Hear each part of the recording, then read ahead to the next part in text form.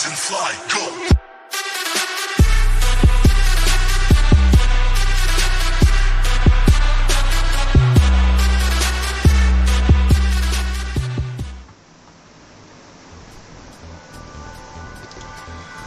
Welcome to 24K Movies and Reviews and Video Games. Welcome back. It is 2023 and we are hitting the ground running, and we are going to keep running.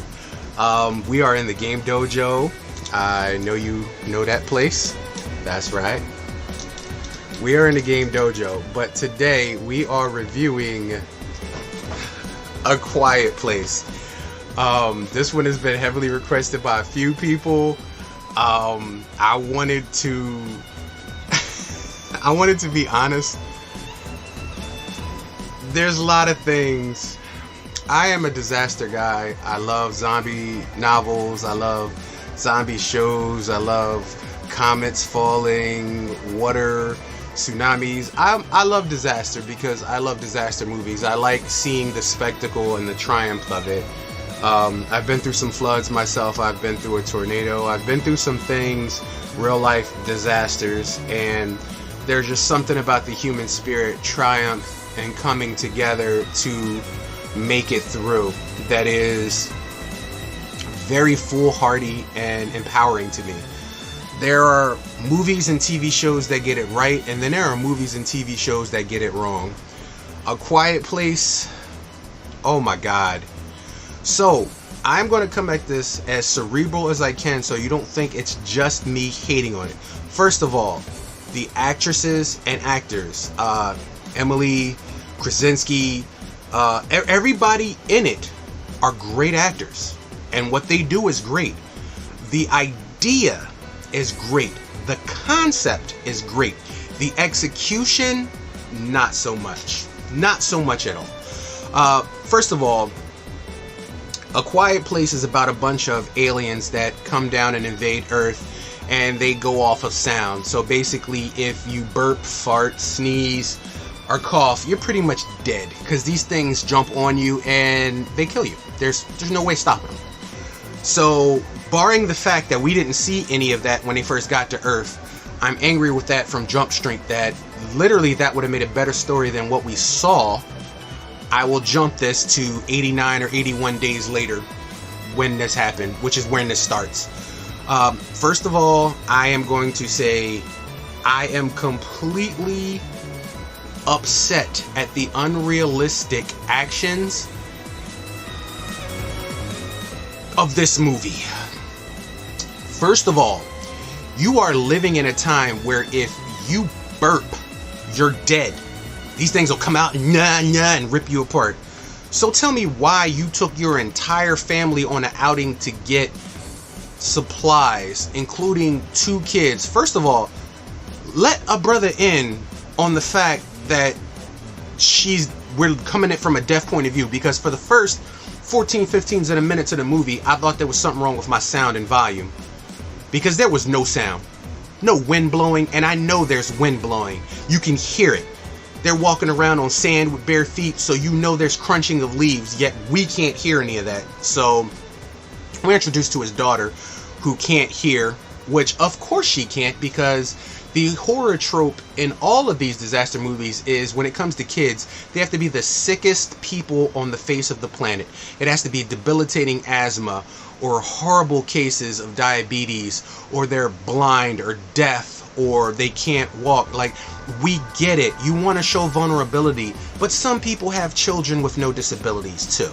So you can do a story from people with straight functions, and I understand you want to add drama and intrigue in this, but on the same token, I find it hard that one deaf girl can come up with an idea that the entire United States military, hell, the entire world's military forces couldn't think of or find a vulnerability on these creatures.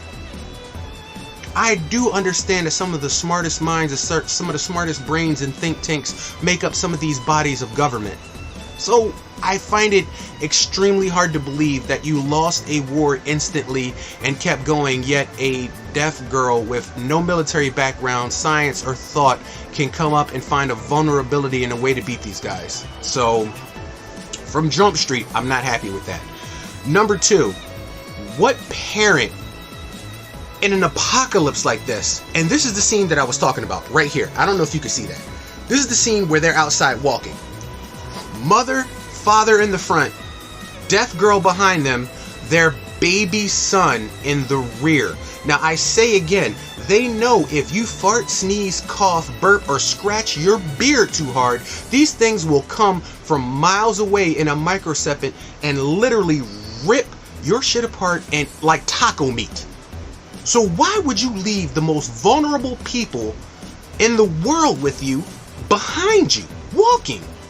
Number one, when they're in the store in the beginning and the little kid's playing with toys and making sounds, and they take the toy away, and the sister's like, oh well, he's mean to you, so I'll give it back to you. Here, don't put the batteries in. He's a child. What did you think he was going to do? A child that knows the dangers of these worlds, but yet and still he's an adolescent. So the fact that he is one of the first deaths and he gets killed, they want us to feel bad for these parents. But I'm like, no. Because in a world where sound gets you killed, these kids, A, shouldn't have been out there. B, they shouldn't have been behind you. And C, the youngest one who proved that literally he's all about making sound, he's the furthest behind you with no eyes on him, no sight whatsoever. He should be in front of you at all times. Both of them should. But I digress. Let's keep moving on with the movie. So apparently during the course of going through all of this, he gets his wife pregnant, because what better time in a world of creatures that go off of sound than to have a baby? A crying, wailing, noise-making baby. But wait, they thought about that. We're just going to put this baby in a soundproof box with oxygen because we have enough oxygen to let this baby survive. Now let me explain this to you. There is a scene where they drop something in the house in the basement, and this thing is miles away, hears it and comes running. I don't care if you baby proofed an entire box locked solid. There is no way a baby would not be heard by these creatures. No way. And the fact that you're going to make me believe she gave birth in the bathroom without making a sound, and I understand they had the fireworks going and everything else, and it is the unrealistic actions that drive me out of this movie. From the nail in the floorboard that nobody does anything about until she steps on it, and even after she steps on it, nobody put a cork on this thing or anything else. Nobody did anything about it. They just left it there. To the fact that they can go to a waterfall and know that the sound is so loud that they could scream because he lets his son scream, and these things don't hear it. So my whole thing is, why can't you build some sort of structure or live by a waterfall? I'm quite sure Niagara Falls must be completely void of these creatures. There are places you can go if you know waterfalls hides the sound, right? Brain meats? Yeah? No? Okay. But as the movie goes along, we're treated to the fact that the parents are complete idiots, and only through the grace of this movie does the wife live and the husband gets killed, because of course he has to sacrifice himself for his dumbass kids because his kids are dumbasses, because that's the trope. There's no smart kids. Every kid has something healthily wrong with them in these movies. Like even World War Z, like he has to have debilitating asthma. Or Greenland, you had to run back and grab this kid's diabetic syringe because you know he has diabetes, but yeah, sure, let's forget the most important thing, his insulin. Like I said, I'm done with these tropes. Like, you can make a movie with common sense. You can make a movie with realistic reactions. Like, you can do it. There is no law against it. The Quiet Place ends with her ear implant, her cochlear ear implant, being tuned through an amplifier, which hurts these things. So these things go by sound, and it never occurred to none of the smartest military minds on Earth that maybe sound could be used to hurt these things. So I digress. Somehow her, the mother, the baby, and the son live, and of course John Krasinski has to die.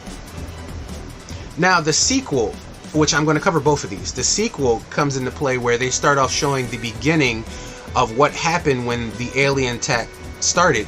And instantly, a better movie. The first couple of minutes with John Krasinski, the baseball game, and these creatures just attacking people, I was there. I was like, yes, finally, you corrected the problems of the first movie.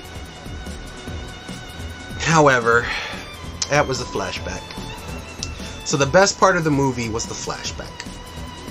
And now we're with the mother, the child, the son, and the daughter, and they're making all the same mistakes that they did in the first movie again in this movie, and it became unwatchable at a point. And I'll tell you the point it became unwatchable. It became unwatchable when the kid steps on a trap and hurts his leg so he can barely walk.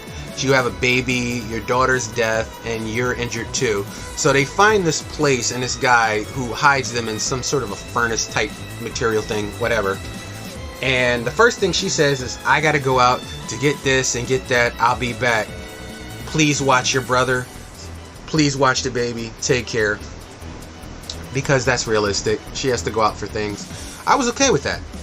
As soon as she leaves, of course the daughter has to leave because she has her own mind and concepts and preconceived notions of how she can stop these things and go and find other people and find something else. So she goes off on her own and leaves the brother and the baby together.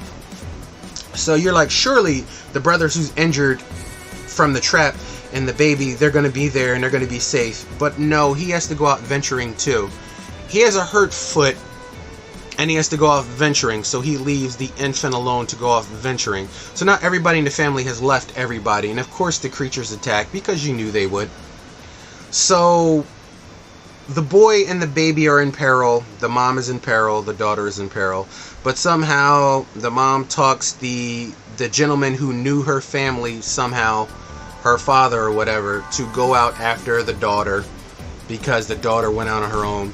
She is a deaf woman in a world where anything makes sound, they kill her. But yeah, she's safe walking around not knowing what sound she's making, not leaves she's crunching on. And of course she's perfectly safe till she gets to a train and then she becomes attacked and then the guy has to save her. And of course she has to push forward because she knows there's some place where we can go and be safe. Now the most irritating part of this movie is the fact that there is an island where these people survived the initial outbreak. They have lived in peace and harmony. They're having a barbecue. They're eating hot dogs and hamburgers. They are living their best life in the apocalypse. The creatures don't know where they are. The creatures haven't come where they are. And they are safe. But no, who should decide to go there but the little deaf girl? On a boat, which happened to have one creature on it. This is what I mean when I say horror tropes for the sake of horror tropes. I like the fact that there was a place that these people made it to where they were untouched and they could live their lives and have children and everything is good. They even listen to music. But the fact that one person spoiled that entire thing, that kind of hurt me a little bit because I saw where they were going with it. From the time they got to the boatyard and they was jumped by people, real people, because of course in a world where creatures are killing us or zombies are killing us or aliens are killing us, it's always human being versus human being because we're total assholes and that's just what we evolved to. Human beings will not work together in movies. We will not make it through in movies because we're always backstabbing, rapist, horrible, evil scum of society, and we will never come together. It's been shown in every movie, every television show, every adaptation of literally anything disastrous. It is not the creatures, zombies, aliens, monsters, werewolves killing us. It's us doing it to ourselves. We're the biggest threat in all these movies. And A Quiet Place 2 and A Quiet Place 1 is just the same. So of course these people at the boatyard kill the main guy that was with her, and she ends up floating off on a boat and going to this place because they capture him. And like I said, the story lost me when the family left each other. All you have is each other. You guys all have disabilities, problems, injuries. You should stick together.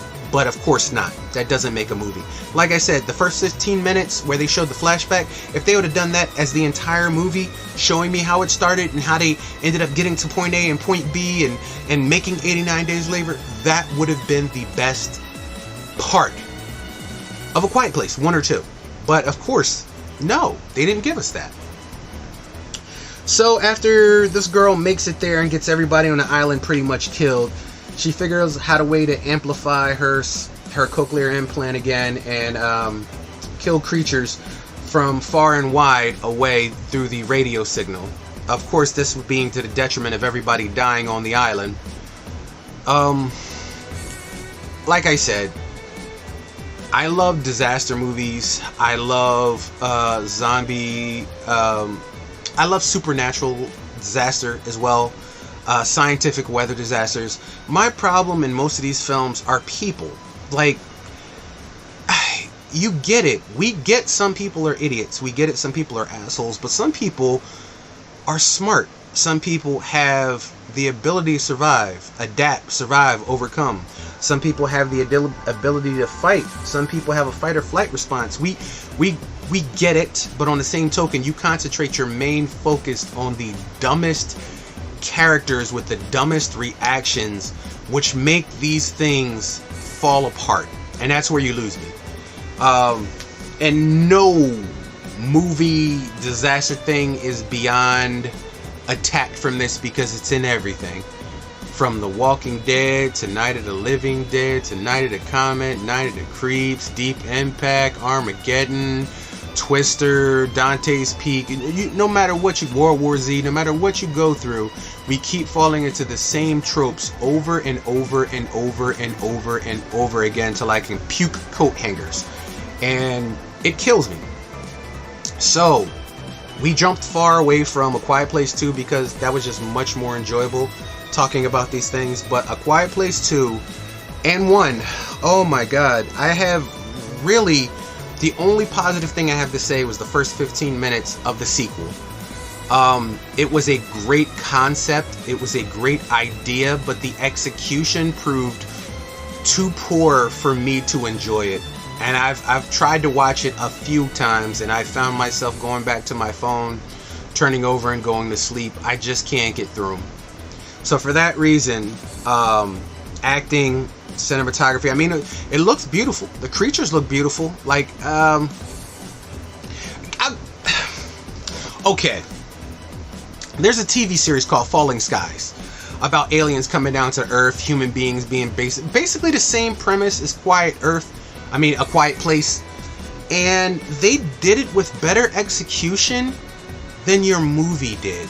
And as cheesy as that series was, and believe me, at times that series had so much cheese, but it had intrigue too. The eye worms, the thing, oh, don't even get me started with worms and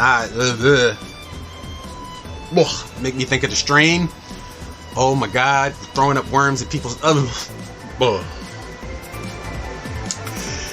I'm gonna try to do a Strain video. I'm gonna try. I can't guarantee I'm gonna make it all the way through, but I am going to try. There are very few things in this world that have skeeved me out as a TV series, a movie, or video game. And The Strain, oh my god, dude. Oh, it came right up to here. Stop thinking about that. Quiet Place. We are giving it copper. One of the lowest rankings we can do is copper, and that's being generous. You can watch them if you want to. Frankly, I had a better time watching Bird Box, and that says a lot.